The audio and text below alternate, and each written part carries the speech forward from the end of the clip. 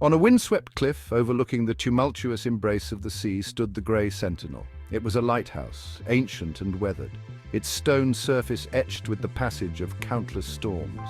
Its beacon of fiery eyes staring out into the endless blue had guided countless ships to safety. For generations, the lighthouse had been a symbol of hope, a silent guardian against the wrath of the sea. Its presence was a comfort, its light a promise of safe harbor. The villagers spoke of the lighthouse in hushed tones, their voices filled with respect and awe. It was more than just a structure. It was woven into the very fabric of their lives, a testament to their enduring spirit against the relentless sea. They told tales of its construction, of the back-breaking labor and the unwavering dedication of their ancestors. The lighthouse was their legacy, a reminder of their resilience, their connection to the sea, and their responsibility to those who braved its unforgiving expanse. Captain Elias, a man weathered and worn like the sea itself, was the current keeper of the Grey Sentinel. His eyes, the color of the deep ocean, held a lifetime of stories, tales of roaring storms, of ships saved and lost, of the sea's capricious nature. He knew every creak of the lighthouse, every flicker of its flame. For years he had tended to the light with unwavering dedication, his presence as constant and reassuring as the beacon itself. The sea, she has her moods, but we must always be ready, always vigilant. The villagers admired Captain Elias. They saw him as a symbol of strength and wisdom, a steady hand at the helm in a world that often felt chaotic and unpredictable.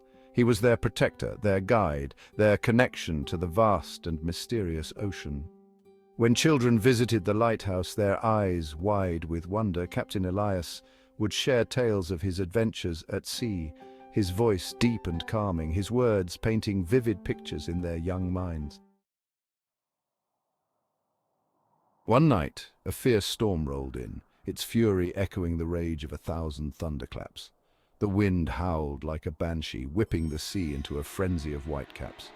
Rain lashed down in blinding sheets, blurring the line between the sky and the raging ocean.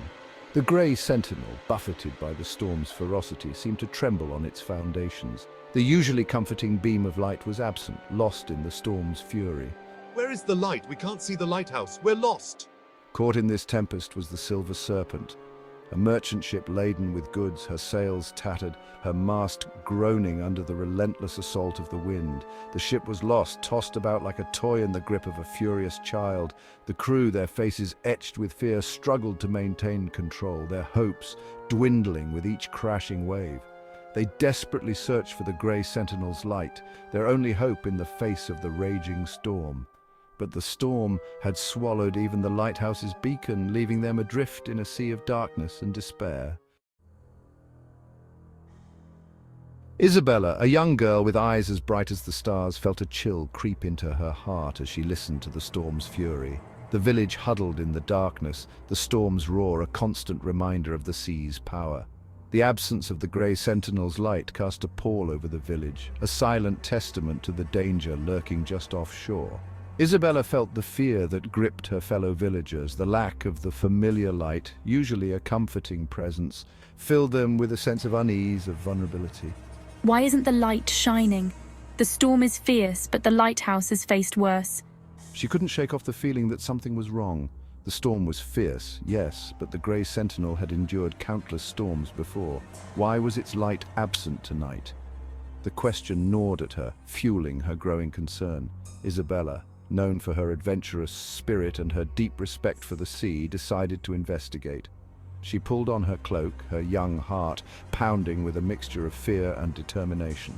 Ignoring her parents' protests, she slipped out into the storm, her small figure dwarfed by the fury of the elements.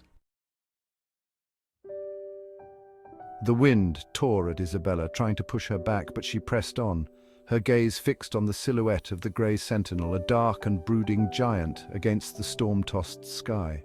Reaching the lighthouse, she struggled to push open the heavy oak door, the sound of her own breathing loud in the cavernous space.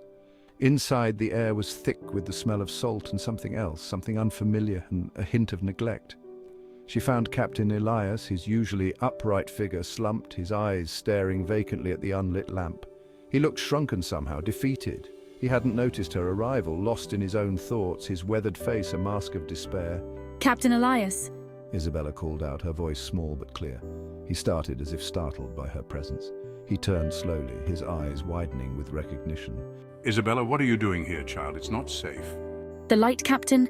The silver serpent. She needs the light.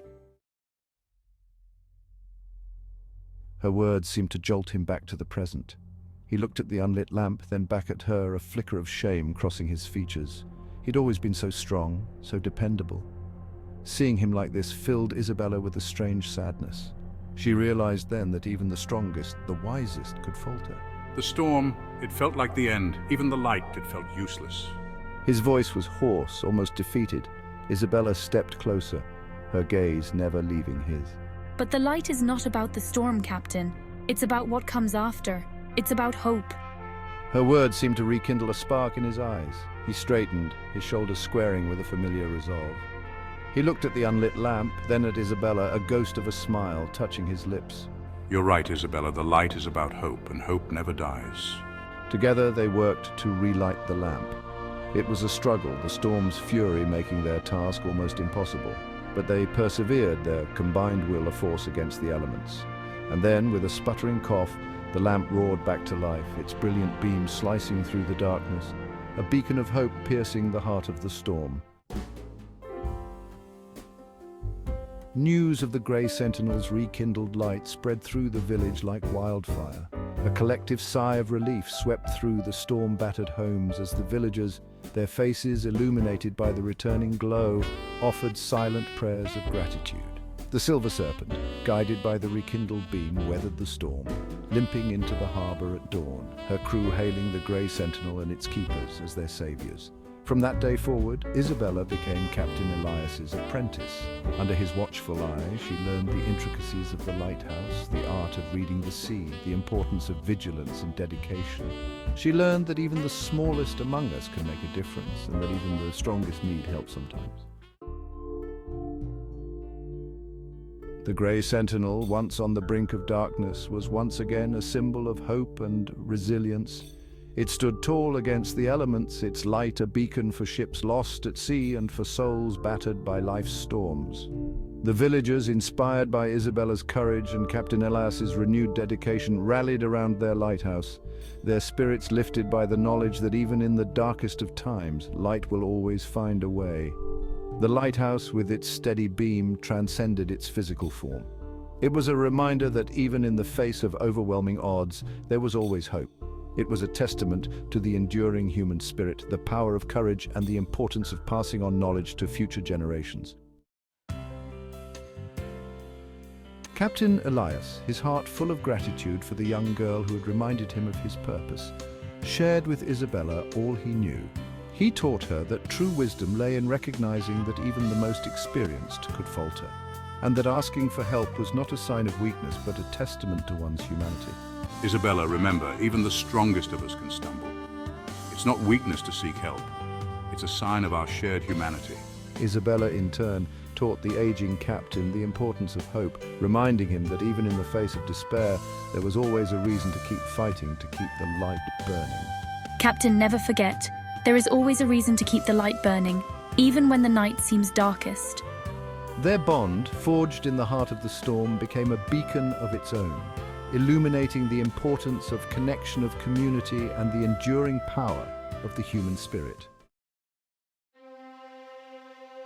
Years passed and the seasons turned, painting the landscape with hues of green and gold, but the Grey Sentinel remained.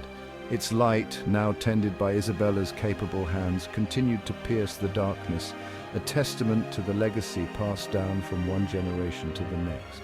The villagers, their hearts filled with gratitude, knew that as long as the Grey Sentinel stood, its light would guide them, both on the open sea and in the labyrinth of life.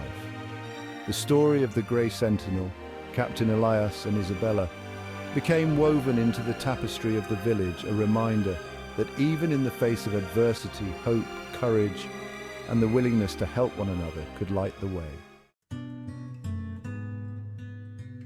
This tale, like the ever-turning beam of the Grey Sentinel, reminds us that even in the darkest of nights, a single spark of hope can ignite a beacon of light that guides us all towards a brighter horizon.